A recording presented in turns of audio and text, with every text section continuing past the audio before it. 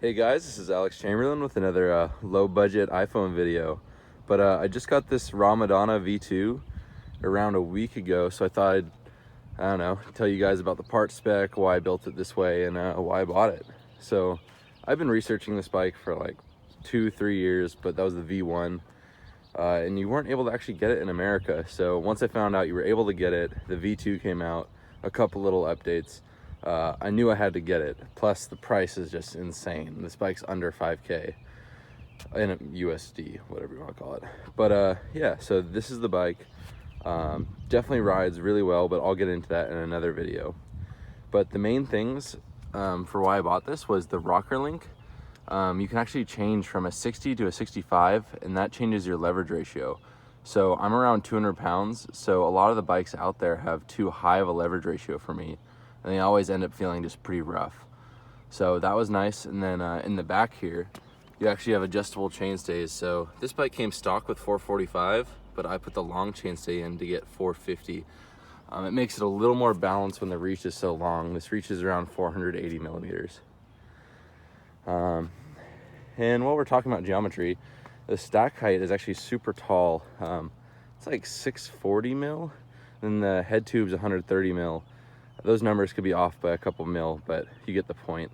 But the bars are super high, so I went with a lower rise. I went with a 25 mil rise, 31.8 aluminum bar. I won't run carbon anymore. I just snapped one 2 weeks ago, so deathly afraid of the carbon.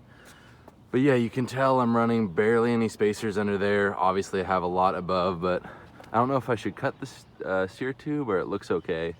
Looks okay when you're riding it, so that's kind of all that matters. But since this is all jumbled anyways, always have the 1-up tool. Super nice. Use it almost every ride. If it's not me, it's someone else using it.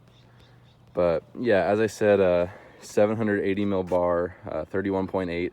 I did the smaller diameter, not the oversized, just for a little more comfort, especially with the aluminum bar. And then 50 mil Deity stem, ODI Pro Elite grips. And then I know you guys are freaking out because like I've hated on Sram for years. And what do you see? A pair of Sram Code brakes on there. Honestly, I got Sram Code RSCs on my e-bike, and I was like, I didn't love them, especially with the 200 mil rotors and metallic pads. But I got with them. And then I tried 223 rotors with Galfer pads, and that changed everything for me. That brought the power back. They felt good. And then I went back to my normal bike that had XTRs, and the lever would just float. So this is the same contact every time. The Shimanos would like pull in a little farther sometimes and engage out here sometimes. I would bleed them every week just to try and get them consistent, but I don't know why Shimano brakes do that, but the lever likes to float. And once you're used to that and you bleed them all the time, they can feel okay, but it's really hard going from a very consistent lever back to the Saints or XTRs. But I will say I miss the bite. Something about Shimano, they just have this like hard bite, and you kind of like, you can feel the rotor through your hand. It sounds kind of weird, but I definitely miss that trait. But these have been consistent. The bleed process is more consistent. You can get a perfect bleed every time if you know what you're doing on Shram, where it's a little harder to get the exact bleed on Shimano. And also with the little dials here, you can get the contact point where you want it. So on Shimano, I would always advance the pads, which is like pressing the brake while you don't have a rotor in place, so it pushes the pads out a little bit just to get a stiffer feeling. But on this, I don't have to do that. I can just use the dial. And while we're on the topic of brakes, it has Galfer Pro Pads, and then these are actually Magura e-bike rotors. And this is a size 220 in the back, and it's a 203 in the rear. These are called Magura MDR-P rotors. I think that's it. That's a lot of letters. But yeah, they basically supposed to be the most fade resistant brake on the market. And they've proven to be so. They don't really make a noise, and they make these Sram Codes feel real nice.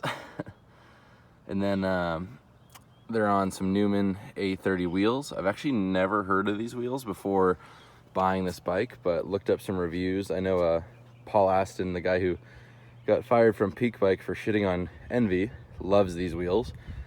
And if anyone's really passionate about their reviews, obviously they probably have some knowledge behind that. So I don't know, I've heard these are even better than my EX 1501s, which are my favorite wheels, and they use a similar star ratchet in the rear. So interested to see how these fare. They actually feel really light already, so we'll figure it out. I don't hate them, and if they're better than DTs, damn, best wheel I've ever ridden then. So we'll give that some time to figure out. But those wheels have Maxxis Assegais wrapped around them and a DH casing. I pretty much only run DH casings on my bike now. It just gives a better feel, and then you don't have to worry about flatting. Obviously you can flat, but knock on wood, I don't think since I've started running DH casings I've ever actually had a flat. So that's pretty cool. And then this mudguard is a Rapid Racing Products, and they call this one the Mini. I actually have the big one and it's huge, but this Mini is perfect. It still keeps all the spray out of your head or out of your face. It doesn't rattle at all, and these bolts are super clean behind. So I've been in love with these mudguards. I'll run them on all my bikes, honestly. And then 170 mil Grip 2 fork from Fox. I would prefer it to be black, but maybe when the 38 comes out, I'll be running black sanctions again. We'll see. But yeah, only 170. You can run a 180 on this bike, but I'm a little concerned about it getting too slack because the front end is already a bit long with the 180. But I would like the bottom bracket to raise just a hair, because even while climbing, I've been tagging the bottom bracket more than I like. This bike's a little on the progressive geo side, if you want to say that, and it is a little low and it is a little long. So, but it does ride well. It's just potentially getting used to those. And I went with the DPX2 shock over the Float X2 and the DHX2 shock. You could have picked anyone you wanted. Partially because I know the new DHX2 and Float X2 are coming out soon, and I didn't really want to get on the old stuff. And this is easier to set up, and it's a little more progressive, where I felt like, because this says it only has 20% progression, I felt the DPX2 would be the most progressive shock to handle that. But what I'm finding out is this has no volume spacers, and it's extremely hard to bottom out. So I've been playing with a lot lower pressures than I would normally run, but that's for another video, and we're still dialing in the bike. It does feel really good, but there's a couple little tweaks that I've had to do to get it to feel even better. That's another video. But 175 mil Fox dropper attached to a Specialized power saddle. Full XT drivetrain. If you guys knew, on my last bike, my Mega Tower, I had full XTR. I can't even tell the difference whatsoever. The cassette is probably the only thing that's heavier, which I don't feel, but potentially is the only thing you could, or you would want to upgrade to XTR, is the cassette, because the weight between the shifter, the derailleur, the crank, it's really negligible. But the cassette, less sprung weight or less unsprung weight would make the suspension feel even better. So maybe going to a lighter XTR cassette would help. But honestly, don't spend your money on XTR. XT is totally fine, and it shifts the same, feels really good, no complaints. So I have a Maxxis Dissector on the rear, downhole casing again.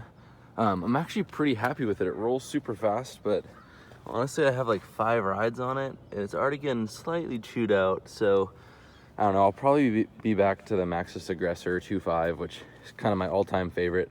Only comes in a double down, but maybe one day they'll put a downhole casing, I don't know. The double down's good enough though. And then Specialized Z cage. And then this is interesting. I chose to run the Shimano dropper lever just because I like how clean it is. But I got these little problem solver tabs to run the Shimano stuff with the SRAM brakes, and they've proven to be super clean, and I don't know, they put the levers in the right place and they look clean and they do their job. So I only have one clamp on each side. I think it gives it a good look. Anything else? That's, like I said, the 203 rear rotor, same stuff. Nukeproof pedals. They're really similar to XT SPDs, but they're actually lighter, and they have pins and a little bit more of a platform, plus being slightly slimmer. So that's why I've been running those. Yeah, if you have any other questions, I'd love to know. I actually have, Yeti makes like a stick-on down tube guard for the frame, so I bought one of those, which I'm gonna stick on.